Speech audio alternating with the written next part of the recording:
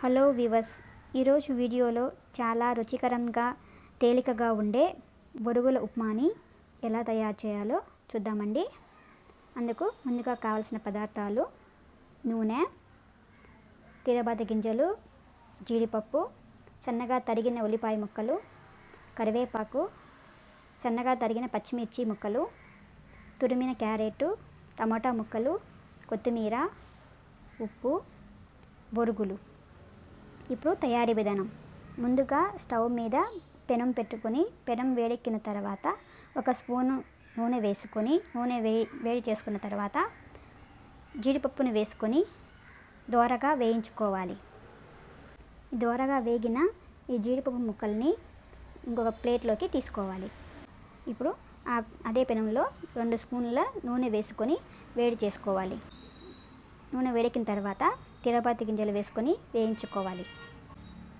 పచ్చిమిర్చిని వేసుకోవాలి. తర్వాత కరివేపాకు ఇవి కలుపుకుంటూ వేయించుకోవాలి. తర్వాత సన్నగా తరిగిన ఉల్లిపాయ ముక్కల్ని వేసుకోవాలి.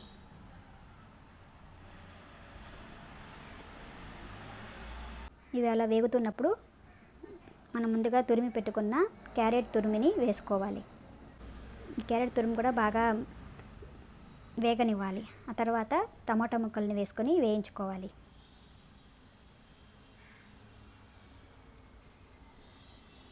ఇప్పుడు ఒక గిన్నెలోకి కల్లుప్పుని వేసుకొని నీళ్ళు పోసుకోవాలి. తర్వాత బొరుగుల్ని అందులో వేసుకోవాలి.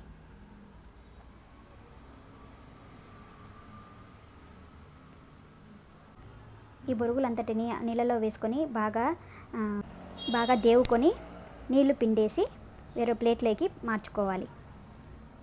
ఇప్పుడు ఉప్పు వేసుకొని తిరగబాతని కొంచెంసేపు వేయించుకోవాలి.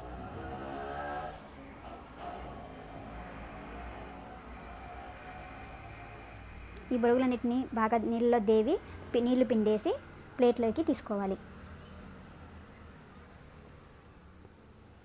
మొత్తం బొరుగులందరినీ ఈ మాదిరి నీళ్లు పిండేసుకొని ప్లేట్లోకి తీసుకోవాలి. ఇప్పుడు కొంచెం పసుపు వేసుకోవాలి. పసుపు వేసుకోవడం వల్ల పచ్చి కూరగాయల పచ్చి వాసన రాకుండా ఉంటుంది. తర్వాత కొత్తిమీర వేసుకొని కొద్దిసేపు వేయించుకోవాలి. ఇప్పుడు మనం ముందుగా కడిగి పెట్టుకున్న బొరుగుల్ని ఇందులో వేసుకొని కలుపుకోవాలి. బొరుగులంతటినీ వేసుకొని 2 నిమిషాల వరకు ఫ్రై చేసుకోవాలి.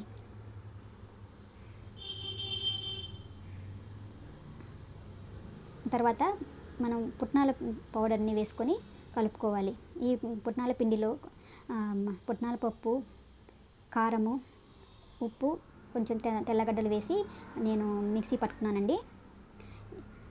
ఇది వేసుకోవడం వల్ల బొరుగుల ఉప్మాకి మంచి టేస్ట్ వస్తుందండి. ఆ తర్వాత మనం ముందుగా వేయించుకున్న జీడిపప్పు పలుకుల్ని వేసుకోవాలి.